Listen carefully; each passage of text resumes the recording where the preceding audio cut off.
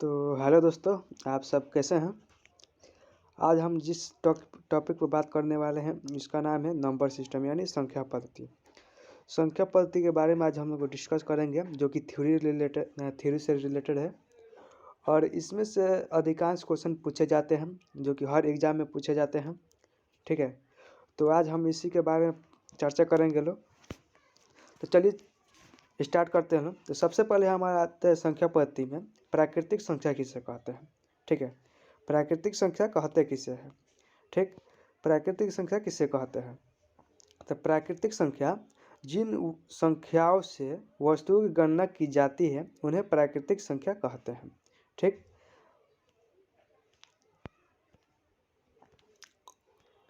तो जिन संख्या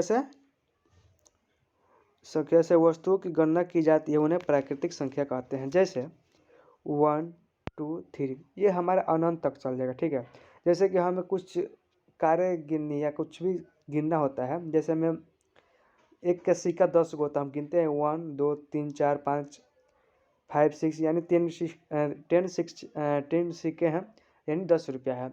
तो कुछ गणना होती है, जैसे कि हम गणना भी ये भी करते हैं कि हमारे स्कूल में कितने लड़के हैं, कितने बेंच है।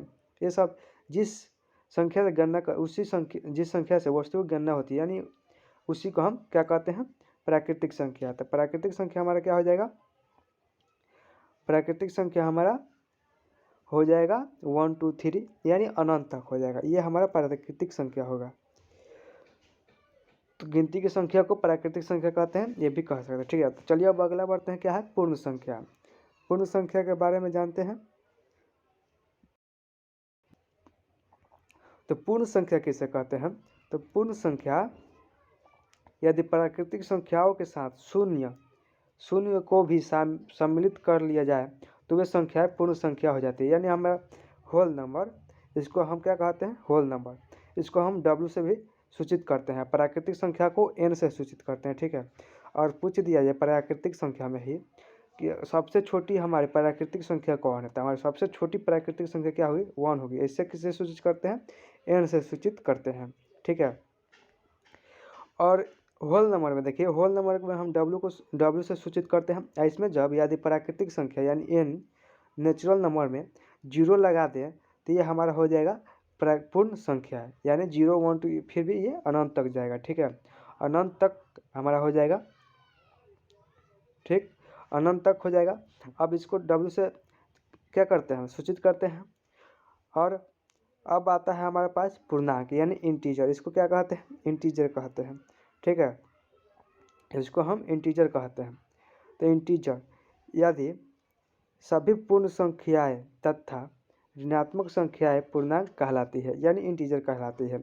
सभी प्राकृतिक संख्याएं धन पूर्णांक यानी इसको I प्लस से सूचित करते हैं तथा सभी ऋणात्मक संख्याएं ऋण पूर्णांक यानी I निगेटिव कहलाती है। यानी यदि हम जैसे ये हमारा हो गया, क्या हो गया, पूर्ण संख्या, ये मतलब पूरा पूर्ण हो गया। ठीक, पूर्ण संख्या का पहले यदि हम माइनस भी ले लें यानी -1 -2 -3 ये अनंत तक चल जाएगा यानी माइनस अनंत तक। ठीक है, माइनस अनंत तक। तो ये हमारा हो जाएगा पूर्ण संख्या। यदि इस जो माइनस वाला है इसको हम क्या करते हैं, I से यानी ऋणात्मक संख्या ऋण पूर्णांक कहलाती है। इस जो ऋणात्मक संख्या है इसको हम ऋण पूर्णांक कहते हैं। ये जो पॉजिटिव वाला है यानी प्लस वाला, ये हो गया प्लस वाला, इसको हम क्या कहते हैं, धन पूर्णांक। और इंटीजर को हम I से सूचित करते हैं।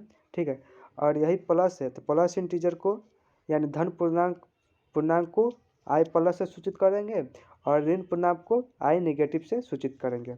ठीक, तो यदि हम पूर्ण संख्याओं के पहले पूर्ण संख्याओं में ऋणात्मक संख्याएं भी जोड़ दे तो वो पूर्णांक संख्याएं बन जाती है हमारा। ठीक है, तो यह हमारा हो गया पूर्णांक संख्या। अब आते हैं सम संख्या पर। ठीक है, सम संख्या कहते किसे हैं। तो सम संख्या किसे कहते हैं, तो सम संख्या जो संख्या 2 से विभाज्य है सम संख्या कहलाती है। यानी 2 से 2 भी कट जाएगा 1 टाइम। ठीक है,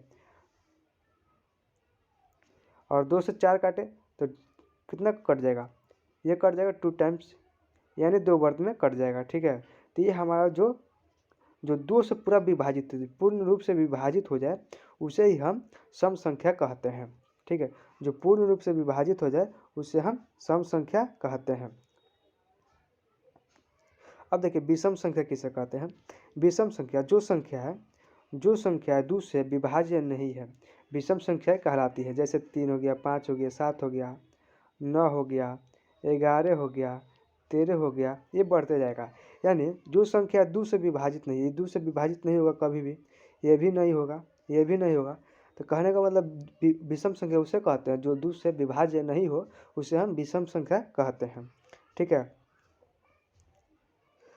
परिमेय संख्या आप देखिए किसे कहते हैं, परिमेय संख्या। ठीक है, तो परिमेय संख्या वे संख्याएं हैं जिन्हें p/q जहाँ q नॉट इक्वल टू 0 के रूप में व्यक्त किया जा सके उसे परिमेय संख्या कहते हैं। जैसे ये हमारा होगा, इसे तो हम लिख सकते हैं, लेकिन हम जैसे अगर ऐसे लिखें q इक्वल टू नॉट 0, ये 0, तो ये हमारा क्या परिमेय संख्या नहीं होगा। लेकिन ये हमारा परिमेय संख्या हो जाएगा 2, और 2 के बट्टे में कुछ नहीं तो क्या है 1 लेते हैं। लेकिन वही इसको हम ले तो ये हमारा पूर्ण संख्या नहीं, परिमेय संख्या नहीं है। क्यों? क्योंकि रूट में है, रूट में जो पूरा पूर्ण रूप से ये रूट नहीं है। जैसे ये हमारा पूर्ण रूप से ये क्या है 4 रूट है, तो ये हमारा 2 का है हो जाएगा, 2 का रूट हो जाएगा। ठीक है, तो ये हमारा परिमेय संख्या हो जाएगा, लेकिन ये नहीं होगा। ठीक, तो ये कुछ है। अब चलिए समझते हैं अपरिमेय संख्या। अपरिमेय संख्या वे सभी संख्या जिन्हें p/q के रूप में व्यक्त ना किया जा सके परिमेय संख्या कहलाती है। यानी जैसे √2 हो गया, √3 हो गया। यहाँ पर हम कन्फ्यूजन आता है, ये भी एक प्रश्न है, पाई परिमेय है या अपरिमेय है। तो पाई हमें अगर देखा जाए तो ये 22/7 इसका मान होता है। ठीक है, होता है। ये क्यों?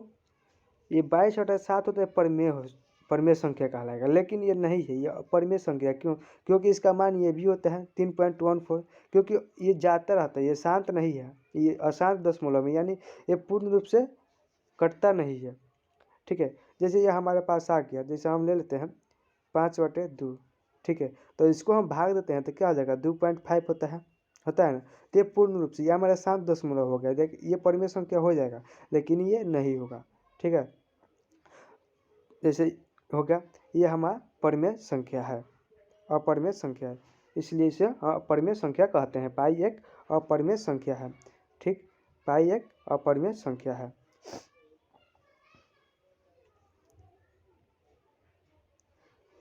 अब देखिए वास्तविक संख्या किसे कहते हैं। ठीक है, वास्तविक संख्या, तो वास्तविक संख्या किसे कहते हैं, परिमेय अथवा अपरिमेय संख्या वास्तविक संख्या कहलाती है। ठीक है, वास्तविक संख्या जैसे परिमेय संख्या को भी और अपरिमेय संख्या को भी इंक्लूड कर लें तो हमारी क्या हो जाएगा, वास्तविक संख्याएं हो जाएगी। ठीक है, अब देखिए आते हैं अभाज्य संख्या में। अभाज्य संख्या यानी प्राइम नंबर किसे कहते हैं। तो वे संख्या जो एक एवं स्वयं का अतिरिक्त किसी अन्य संख्या से भाज्य ना हो अभाज्य संख्या कहलाती है। वैसे मतलब कि वैसे संख्या जो वो अपने के अलावा या वो एक से और अपने के अलावा किसी और संख्या से विभाज्य नहीं हो, यानी किसी और संख्या से भाग देने पर वो कटे नहीं। जैसे हमारे पास 2 आ गया, 2 हमारा अभाज्य संख्या होगा। क्योंकि ये 1 से कटेगा और 2 से कटेगा, इसके अलावा कोई भी संख्या इसे नहीं काट सकता है। 3 भी हो गया। ठीक है, ठीक, 3 को भी काटेगा कोई नहीं काट सकते, 1 और 3 से ही कटेगा। लेकिन 4 आ गया, तो 4 जो होगा वो 2 से कट 1 से कट जाएगा, 2 से कट जाएगा और 4 से भी कट जाएगा। तो ये हमारा अभाज्य संख्या नहीं होगा। लेकिन 3 हमारा अभाज्य संख्या हो जाएगा, 5 हो जाएगा, 9 भी नहीं होगा, 7 हो जाएगा, 11 हो जाएगा। ठीक, 13 हो जाएगा। ये हमारे अभाज्य संख्या हो जाएंगे जो कि अपने के अलावा दूसरे किसी और संख्या से ना कटे, एक और खुद के अलावा किसी दूसरे संख्या से ना कटे, उसे अभाज्य संख्या कहते हैं। ठीक है, अभाज्य संख्या किसे कहते हैं, तो भाज्य संख्या वे संख्या जो एक और स्वयं का अतिरिक्त एक या एक से अधिक अन्य संख्याओं से विभाजित हो भाज्य संख्या कहलाती है। जैसे हम अभी लिए 4, तो 3 से 1 से कट जाएगा, 2 से कट जाएगा और 4 से भी कट जाएगा। तो 1 और उसके अलावा 2 आ रहा है, तो ये हमारा भाज्य संख्या है। देखिए यहाँ पे, ठीक, तो ये हमारा क्या रहा है, भाज्य संख्या। जैसे 6 भी हो गया, 5 नहीं होगा क्योंकि वो 1 और 5 से कटेगा। यहाँ पे 6 हो गया, 6 कैसे कट जाएगा, 1 से कट जाएगा, 2 से कट जाएगा, 3 से कट जाएगा और 6 से भी कट जाएगा। लेकिन देखिए 1 और 6 के अलावा 2 है, यानी 2 और 3 यहाँ पे 2 है, ठीक है। तो वही बोल रहा है एक और स्वयं का अतिरिक्त एक या एक से अधिक अन्य संख्याओं से विभाजित हो भाज्य संख्या कहलाती है। अब देखिए द्विअंकीय संख्या किसे कहते हैं, द्विअंकीय संख्या किसे कहते हैं, ठीक है। द्विअंकीय संख्या किसी भी द्वितीय संख्या के इकाई व दहाई 2 अंक होते हैं। दहाई का अंक 10 का गुणज होता है। तब यदि किसी द्विअंकीय संख्या के दहाई व इकाई अंक क्रमशः y हो, क्रमशः क्या x और y हो, तब द्विअंकीय संख्या 10x प्लस, जहाँ, ठीक है, और द्विअंकीय संख्या क्या हो जाएगा 10x प्लस वाई, जहाँ ये अंकों का योगफल होगा x प्लस वाई होगा, तथा संख्या के अंकों का अंतर क्या हो जाएगा x माइनस वाई हो जाएगा, ठीक है। जैसे हमारे पास इकाई दहाई कहते हैं, इकाई एक होता है, दहाई को 10 लेते हैं, सैकड़ा क्या लेता है, सैकड़ा, हजार, क्या हो जाएगा इकाई दहाई सैकड़ा हज़ार। तो यही हमारा क्या हो जाएगा, ये हमारा क्या हो जाएगा 10x प्लस वाई, यदि ये हमारा इकाई हो जाएगा, ये हमारा दहाई हो जाएगा। तो वही इस है, ठीक है। तो इससे आप कुछ ज़रूर समझे होंगे, ठीक है। आशा करते हैं आप लोग को थोड़ा भी तो ज़रूर ज्ञान मिला होगा इस वीडियो से। तो वीडियो कैसा लगा है कमेंट में फिर भी ज़रूर बताइएगा। चलिए मिलते हैं अगले वीडियो में, फिर इसका नेक्स्ट पार्ट आने वाला है, जो कि इसमें और कुछ जानकारी जो देनी है वो बाकी है, तो वो अगले वीडियो में बताएंगे, ताकि वीडियो ज़्यादा लंबा ना हो। तो इसको हम यहीं पर ख़त्म कर देंगे। चलिए मिलते हैं अगले वीडियो में, तब तक के लिए धन्यवाद वीडियो में बने रहने के लिए, और चैनल को सब्सक्राइब कर लीजिएगा। चलिए मिलते हैं अगले वीडियो में।